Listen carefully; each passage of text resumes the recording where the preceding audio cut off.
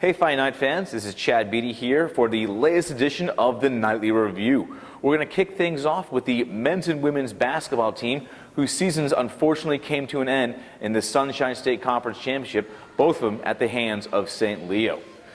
Not many postseason awards for either team, but Aaron Harrison was able to pick up Sunshine State Conference second team honors, as well as being named to the all-newcomer team. Harrison, a junior transfer, finished 7th in program history with a 17.3 points per game average, while also tying for 6th best with 8.2 rebounds per game. We have women's swimmers Tally Carmignani and Tyne Potheater representing Lynn University at the NCAA Division II National Championship for the second consecutive year. Carmignani is going to participate in the 1,000 freestyle, the 400 individual medley, and 200 backstroke, while Potheater is going to take part in the 100 and 200 breaststroke. Last year, the duo became the first swimmers to compete at the national championship for Lynn, where Carmignani earned All-America accolades in the 400 IM and 200 back, and Potheater in the 100 breaststroke. We're moving back onto the field. We're going to talk about our first ever inaugural season with the lacrosse team. Lacrosse 0-2 overall right now after a tough 15-9 loss to Notre Dame de Namur. Tyler Janvrin notched 2 goals and an assist, while Taylor Farino turned away 21 shots. Janvrin now leads the team with 6 points. The Fight Knights back in action this week with 3 games. They're hosting Lees McRae on Tuesday, March 11th at 7 p.m. And they're going to go on their first ever road trip when they travel to Atlanta, Georgia to battle Shorter on Friday at 5 p.m. and Lenore Ryan on Sunday at noon. Lynn's baseball team has gone 5-1 since our last nightly review, topping Southern New Hampshire, Dominican, Winona State, Malloy, and Adelphi, and have moved up to number 13 in the nation in 2 polls. Thomas Kane picked up Sunshine State Conference Player of the Week accolades after hitting .429 with 5 doubles, 5 RBIs, and 4 runs scored. Kane is the second Fighting Knight in the last 3 weeks to pick up the SSC Weekly honor. The Fight Knights returns to the bulk of their SSC slate when they travel to 24th ranked Florida Southern for a 3-game series beginning on Friday, March 14th at 6 p.m.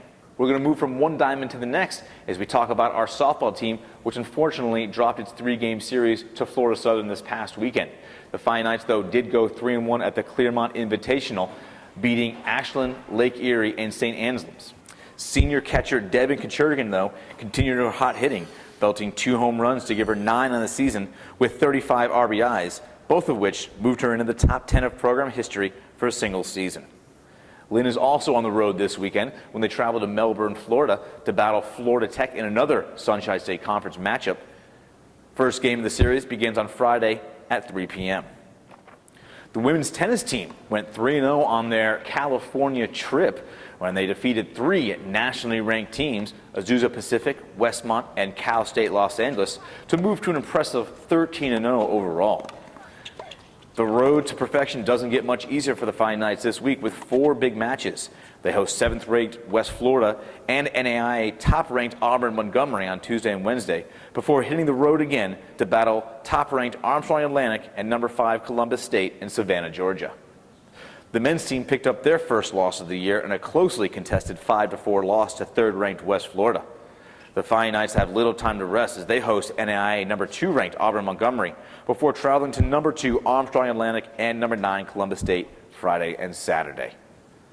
The men's golf teams participating in the Southeastern Collegiate, where they were in second place after the first 2 rounds of competition, and they were matched up with top-ranked Barry looking to pick up their 3rd victory of the spring. The women's golf team, looking to win their 7th consecutive tournament, are playing in Las Vegas at the Bison Invitational. The men's team, though, back in action next week when they travel to Eatonton, Georgia to play in the Bobcat Invitational. That's it for this week's Nightly Review. You guys can watch all of our live home events at lynnfightingknights.com, and don't forget to get in-game, in-match, in-tournament updates by following us on Twitter at LU Knights as well as Instagram. This is Chad Beatty signing off for Lynn University.